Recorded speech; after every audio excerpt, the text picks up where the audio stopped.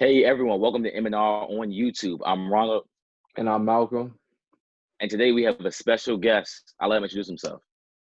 What's up, y'all? I'm Mello from LowProSports.tv. What's good, Mello? Okay, Hey, okay, Carmelo, I like okay. that. I like that. I like that. All right. What's up? All right, today our first topic is MVP, Rookie of the Year, and Defensive Player of the Year if the season does not continue. Malcolm? All right. So we talking about if the season does not continue. I think there's Yes. only one candidate to use, and that is Giannis Antetokounmpo. Number one, Giannis Antetokounmpo is on a team that's the best, has the best record in the league. He's averaging 30 points, 14 rebounds, and 6 assists a game. His net rating is the highest all time, second highest all time in NBA history. Now that the league has caught to it, and he's only a point one behind Wilt Chamberlain. So that's another thing to understand. He's Well, top five. Yeah, it's wild. You know what I'm saying? He's top five in offense and defensive rating. Everybody try to say like, yeah, LeBron should have been over him and da da da. But if you look at in advanced metrics, Giannis is leading LeBron in every statistical category, and some of them are even like a big margin. So it's just that when you look at a guy like Giannis Antetokounmpo and the stuff that he's done for the Milwaukee Bucks this year, yes, like everybody say the Milwaukee Bucks is like stacked, but if you really look at their team, like Milwaukee doesn't really have like a second superstar like a Anthony Davis or a Paul George, nothing like that. He has Chris Middleton. Chris Middleton is a good player. I don't not get him wrong, but he's not a Anthony Davis or he's definitely not a Paul George. So the he's look a at good the fit stuff that though. yeah, he's a good fit though. But just looking at what Giannis Antetokounmpo has done with this team, he should Right. warrant an MVP. Now let's go to Defensive Player of the Year, and I'm still sticking with Giannis. At the end of the day, Giannis is the best defensive player in the NBA this season. All right, he has Hmm. done so much, and his size and length is able to block shots, steal, and do all this stuff. Their defense, his net rating when he's on the court is a 96.2, and that is the best in the league so far. Um, Giannis, he should be running away with MVP and Defensive Player of the Year. That's the only time that somebody has done that is Hakeem Olajuwon and Michael Jordan, who has done that too. But Giannis has a chance to be special. He's a very special player, and I think that this year has chosen his rights and gave him the stuff that he deserved to be MVP and Defensive Player of the Year.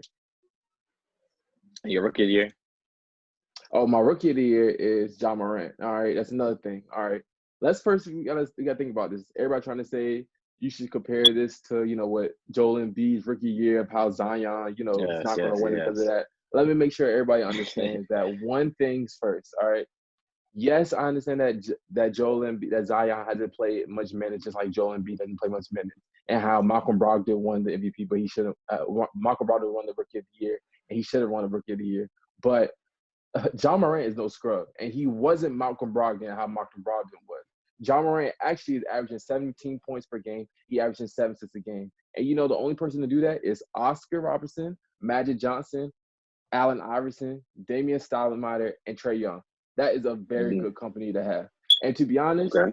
four out of those five players have only won an average of 26 wins that season.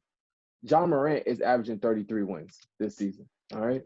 So there's a lot of things to say about John Morant. And if you look at it, John Morant is the heart and soul of a playoff team in the West. All right. You talking about the West, which is one of the hardest, the hardest conference in the NBA.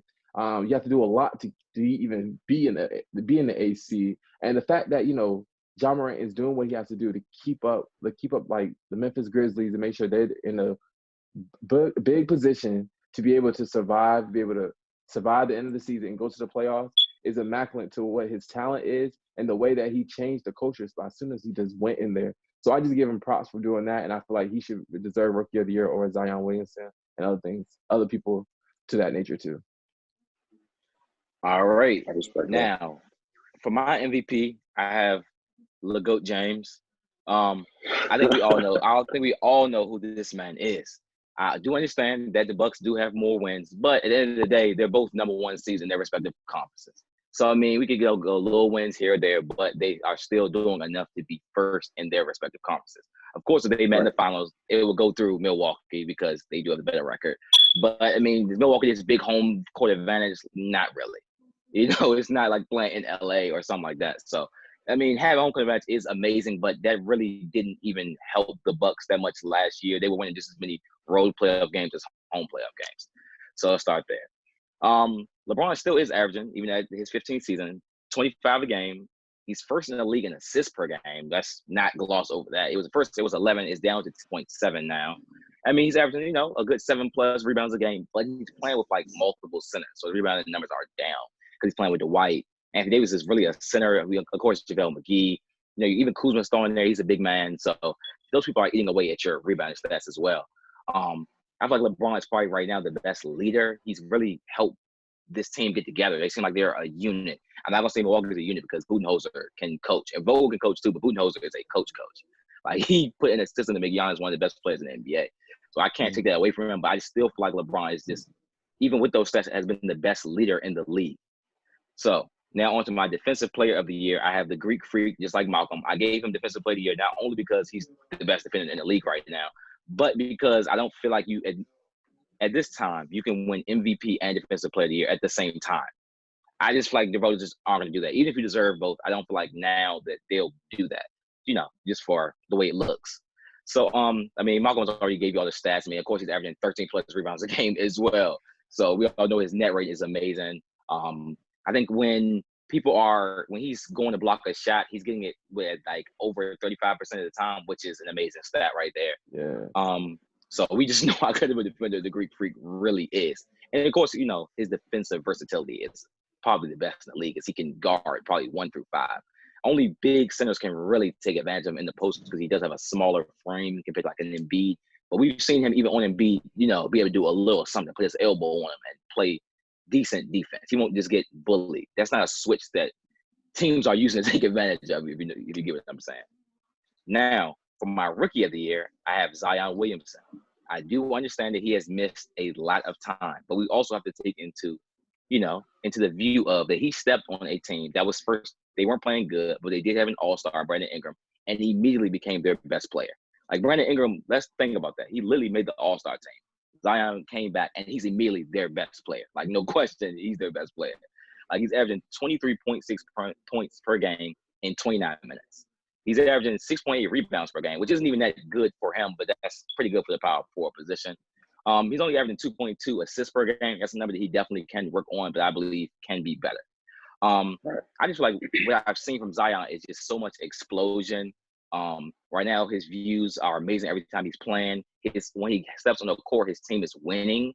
They've lost a couple of games because he literally just could not play more minutes. I remember his first game, if y'all remember, he had like 3 or 4 threes, but he couldn't play like in overtime or like the late fourth quarter because, his minutes were kind of like up. Almost like, in the Last Dance documentary, they told Jordan, okay, you can't play overtime because like your time on the court is up, just for reference for the fans. I do believe that like Ja and Nunn and all the other good rookies, Brandon Clark and stuff like that, they're all playing good. I just feel like Zion has showed the most this season, especially even and projecting forward as well. Now, Melo. All right, so I'm gonna go and agree with you with LeBron for MVP, Zion for Defensive Player of the Year, and I really don't have stats and everything like that. You said Zion for Defensive Player? I mean, no, sorry, not Zion. Sorry, Giannis. Oh, okay, Giannis. I'm sorry. Giannis is Defensive Player of the Year, but my Rookie of the Year is different from both of you guys, right? And I'm gonna tell you exactly why. I'm a Kendrick Nunn here, right? Okay. And this is a different take, and I say Kendrick Nunn only because one, he's coming off the bench. That's one, and he's arguing he can be in talk for 6th Man of the Year just for the simple fact that he's coming off the bench. He's averaging 16 points a game. And even over the last, second half of the season before it was cut short, he was averaging 20 points a game. And he has a much different role than Zion, who, he starts, the ball kind of sort of doesn't run through. He's a feature in that offense. And the same for Ja Morant, who has the ball majority of the time. But Kendrick Nunn, when he comes in the game, he's a spark off the bench, kind of sort of like a traditional rookie role, if you look at it, traditional rookie role, comes off the bench and he gets his minutes. And when he gets in, He's very efficient. He's averaging 16 points a game. He's averaging 5 assists, which he has double, the assist to turnover ratio. And he gets about 3 rebounds a game. And I just feel like, for a guy that doesn't get much love, Kendrick Nunn deserves a lot more love when you talk about rookie of the year and, everything like that. Yeah, I feel what you're saying about what you mean as Kendrick Nunn should be rookie of the year. But at the end of the day, we're looking at a rookie in John Morant, who team last year was only winning they won 33 games last year, but that was for the whole season. They needed a star player. John Morant came into the equation. People did not have a lot to say about Memphis. They thought they still going to be a team that's going to be in the lottery this year. But the way that John Morant has changed the culture in Memphis, like if you look at all the games in Memphis, you see that John Morant is the flesh and blood of the Memphis Grizzlies. Like everything. They have added some good players though. We can't just go. Jerry Jackson Jr. is an animal. Brandon Clark is. I love Brandon Clark. Don't get me wrong in those players. Don't get me wrong in those players. But at the end of the day, they all run through John Morant. It's like John Morant is the organization, and the way that he's keeping this Memphis Grizzlies team very competitive, where a lot of people did not think that they would be competitive at all. Yeah, it speaks a lot. In the Kendrick Nunn's case, and I thought that he was starting, but like Kendrick Nunn, yes, he's in a position where he's in Miami, where he's averaging 16 a game. Like he's doing a good job though. He's a solid rookie, but he has more of a a solid cast with Jimmy Butler. John Morant doesn't have a Jimmy Butler on this team. If we're trying to understand that, and he does got more players. He does have more solid players, and they already expected the Heat to be as good as they are right now. But I feel like with Memphis, they did not expect the same thing. So that's why I'm saying that he should be rookie of the year, because the stuff that he's done, he uplifts his team. So that's what I'm saying. Very true, very true. And I definitely can agree with that. He is that spark that Memphis needed. Memphis was always, a gritty team. They're going to compete to the end. But John Morant, I agree with you and say John Morant is definitely, that spark took them from. They never been competing for something. Yeah, they've never been a point guard driven franchise and stuff like that. Right. So now, that. I mean, Conley was good though. That's not. Conley was good. Conley was good, but Conley wasn't the franchise. You know what I'm saying? Conley wasn't. Probably should have been, but yeah. Yeah, but those Grizzlies, they didn't really need the point. The way they ran, the way they ran, Conley never did nothing, which is cool though. But understandable. Right. Also, one thing about Memphis, I do now. I know I didn't mention everybody, but I don't want us to forget about Valanciunas' role in the team. He brought a winning culture over to Memphis as well. Come from the Raptors, he's played a pretty good role. Raptors, I do not believe he should be starting, but I understand the full quarter he is not usually in the game. They do slide either Jackson or Brandon Clark to the 5, and that's when Ja is really unlocked, because the paint is open and he has shooters and big men that can defend and shoot. Let's also not forget about Dylan Brooks, who's him and Ja that's a perfect fit. I always wish Westbrook played with a Dylan Brooks type player, because Westbrook always played with the Robersons and Cephalosias. That's not the type of guard a guard like John Morant needs to play beside. He needs somebody that can shoot the ball and also defend. You don't have to be an elite defender. This is be an average defender out there. So I like the way that Memphis is building the team, though. I like the way that all these teams are really building. And Kendrick Nunn sometimes starts, but that's not because they do have Goran Dragic, who's a vet, still good to this day. I think he's averaging 18 points a game this season, but he gets hurt a lot. So, Goran Dragic is kind of a candidate too. Yeah, he's in and out of the lineup. So they're both kind of in and out of the lineup, but Goran Dragic is good. He's just not both of them. Nunn and Dragic aren't really playmakers, but I feel like Nunn plays in the offense more, and Spoelstra likes Nunn more than Dragic. So he wants to. He listens. He listens. Stuff like that. So yeah. But any final comments from anybody? No. Cool me. But one thing I have is please, guys, stop really thinking just because Zion played 18, 19 games that he should be rookie of the year, because I just don't. Yeah, I definitely don't agree with that. I understand that he's making all these points and he's going crazy, but you got to be qualified to be rookie of the year, all right? You only played about 20 games. Now, okay, there could be a conspiracy theory, if he led his team to the playoffs and John Morant did not go to the playoffs. You could have an argument there. That's very true. That's not happening. They are coming. They possibly could be coming, but that's for another day. They're definitely fighting for that same spot. Yeah, exactly. Fighting for the 8th spot, but 8 games on the 500 run. But we'll see. All right. Now to our next topic. This one should get a lot of people riled up, because there are a lot of Cam Newton fans watching this show. Now, for our next topic is, where will Cam Newton land? Melo, you can start this time. Okay. I'm gonna just go ahead and say Chicago. I'm gonna say Chicago for two reasons. If you look at their quarterback situation, right? If I'm not mistaken, they have Mitchell Trubisky, who just got declined his 5th-year option. Yeah. And they have Nick Foles, who, in fact, only wins or does well in the Eagles jersey.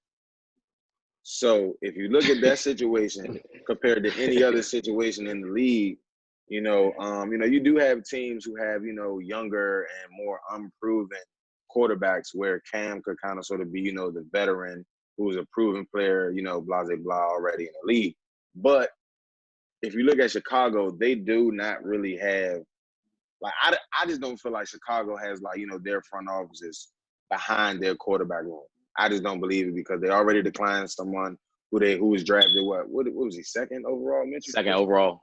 Yeah. Oh, yeah, 2nd overall. They already declined someone who was, drafted 2nd overall by the organization. And Nick Foles hasn't won anything outside of the Eagles jersey.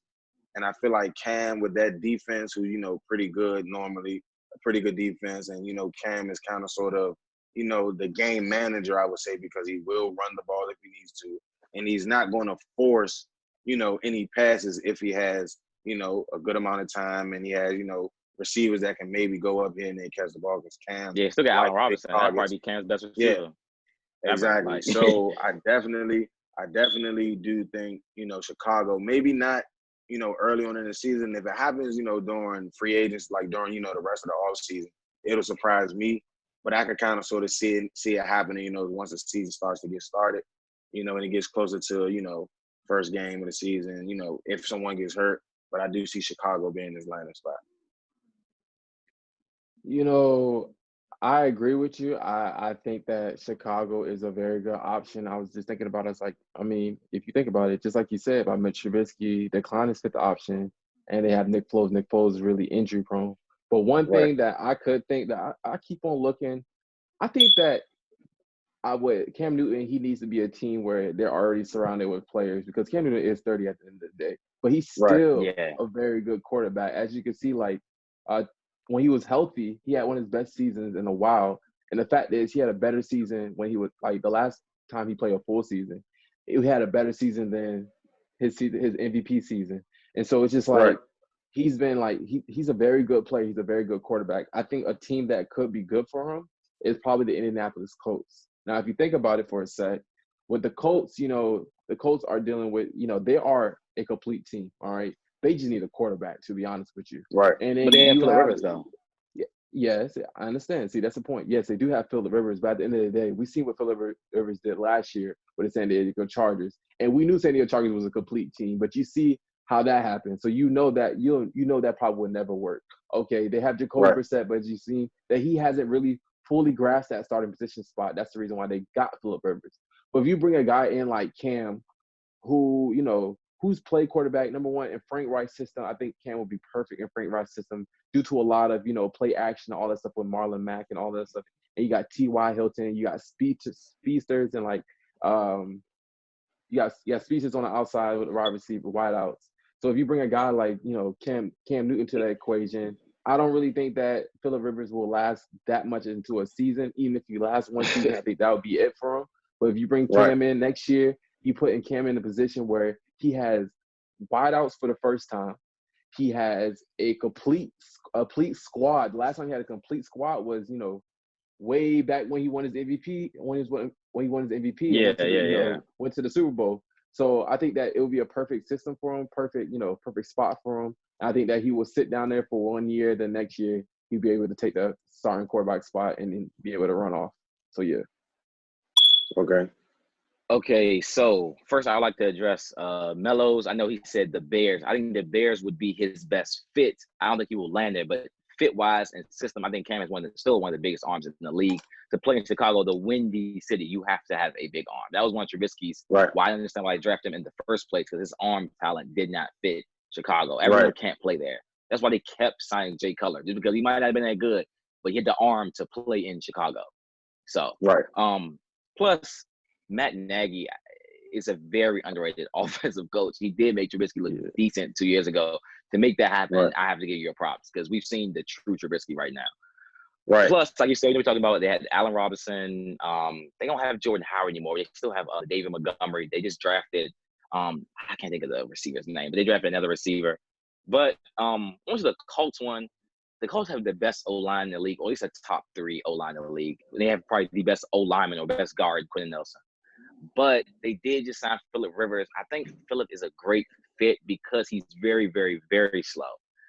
But he's going to have time on this team. Phillip is going to give his receiver a chance, just like Cam, but they both equally do that skill well. And they drafted Michael Pittman, a 6'4" receiver. They have T.Y., who's, even though he's small, is pretty good at contested catches.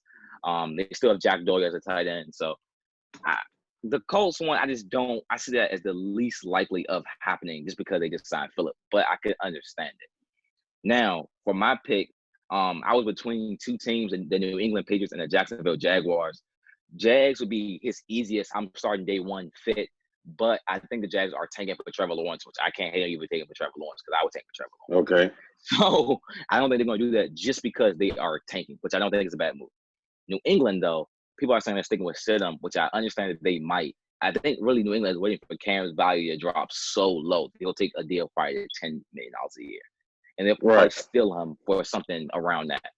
So I just think that fit is so perfect because I feel like Cam's so hungry to win now. And we all know Bill Belichick. I don't care. He's going to win every year. I saw the projection today from Bleacher Report is they'll win 4 games. I don't care who the quarterback is. They're not winning just 4 games. Like, the defense is still a top 5 defense in the league. They lost Van Noy, who's good, but is he really a Bill Belichick, stipend of he just made him look better than he really is? I think so. Right. So I just think the New England fit, they're both just so hungry to win. The coach, McDaniels with Cam, I think it can work. People are saying because Cam's attitude, I don't think he has that much of an attitude. I think people just don't like seeing players, especially black players like Cam, have that much swag. For some reason, that comes off as I don't like football when I just like my culture. So I don't understand. Right. It's the same thing with Allen Iverson and Westbrook. Like, it doesn't mean anything about on the court. I just like fashion. Like, nothing's wrong with that. I think Cam's a good teammate. His teammates besides Kelvin Benjamin have always said positive things about him. So, yeah. Anybody else have anything to add? I feel what you're saying about, Cam going to Patriots, but one thing is that with Bill Belichick's looking for quarterbacks who are actually going to do what he says. And I like Cam. I love Cam for all he does, but I feel like personality-wise, Cam is just not a match for Bill Belichick in the way he does things. I don't think that he likes a quarterback that has, Cam hasn't gained a lot of outside, press and outside, noise and stuff like that. But his personality, the way he does things on the field, stuff like that, is a lot different from Bill Belichick. And I feel like that will clash the way they want to run things, the way they want to do things. And that's why I thought that Andy Dalton would be a better fit for, the Patriots, because the fact that, Andy Dalton does what he's supposed to do. He understands that he doesn't have this amount of talent, but he's going to do what he's supposed to do. And I think that's what Bill Belichick wants. You don't really see Bill Belichick really with the big splashy, real big splashy signing, stuff like that. That's true. All right. Well, can I throw this? I'm gonna throw this in there.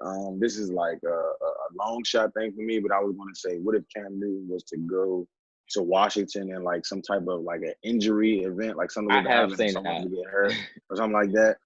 I don't like it personally because I'm a Redskins fan. I don't like it, but at the same time, if it were to happen, barring Dwayne Haskins get hurt, if Dwayne Haskins were to get hurt, season wise, I wouldn't mind signing Cam to a 1-year deal just so that someone who's familiar with the offense and familiar with the coaches, offensively, it'll be able to work smoothly along with having Kyle Allen there as well. So I could see that happening in an event of major injury for Dwayne Haskins. Well, I hope that doesn't happen. I pray to you that I hope it don't happen. I love Cam with all his passion, but I just think that we should not just have another Carolina in Washington. You know what I'm saying? I think that we're bringing in an older quarterback with this complicate things, and I think that we just don't need that. I think we should just ride on with Dwayne Haskins and with Kyle Allen to back up. So I just think that will work better. But I feel what you're saying though. I don't know about that one, but I don't think the Redskins. I don't think they're ready to win yet. I think as Redskins fans, you understand the team is not ready to compete yet. Yeah, especially even first to even compete long term, you have to be able to compete in your own division. And I'm not even sure they could even compete in the division. I mean, of course, with the Giants, I'm pretty sure anybody can compete with the Giants right now. Cannot. Go ahead. Again, a little bit. All right. So I do believe the Reds. Okay, I like what you said about winning long term and everything. You had to compete in the division. Lately, we have not competed in the division when it comes to wins versus losses. But yeah. Look at the games. The team who won the division, which is the Philadelphia Eagles, the Redskins, had both games in their hands. Oh, I hope that they would have won, but they didn't. Hey, we should have, but that's one of those things I can't really, I almost lost it watching both of those games. But as far as like wins and losses, the Redskins have not been competitive in the division. I think last year we won 0 games, one game, 0 games, and we won 0 games. Yeah. You do that? How do you do that? What the hell is going on? Okay, yeah. So right. So the win and loss record looks very bad, but I just for optimism, the Redskins have definitely competed in those games. It's just we haven't won any, and I feel like with good coaching, at least 2 or 3 of those games could have went differently. I feel what you're saying, and I feel what you're saying. I don't want to go off topic, but I feel what you're saying. But at the end of the day, man, I'm sick and tired of this anticipation of what the Redskins are going to do, bringing in Alex Smith, bringing in Case Keenum, and all that stuff. Like, we're not trying to – I got to understand. Just like, rebuild, when Bruce Allen – start over. He says, to win now. We just got to start over. Like, I agree. Start over. Definitely. Like, we can't just keep on trying to put – like Band-Aids on everything to try to make stuff work. Because it's not going to happen. It makes no sense to spend all that bread. You know what I'm saying? You got that Eagles and Cowboys, they fighting with each other right now. All right. Let them fight. We're going to develop what we got. We got one of the smart way to do it. We've been trying to have one of the best defenses in the league and try to complement that with a running game, with the run backs we have, and with Dwayne Haskins as the quarterback.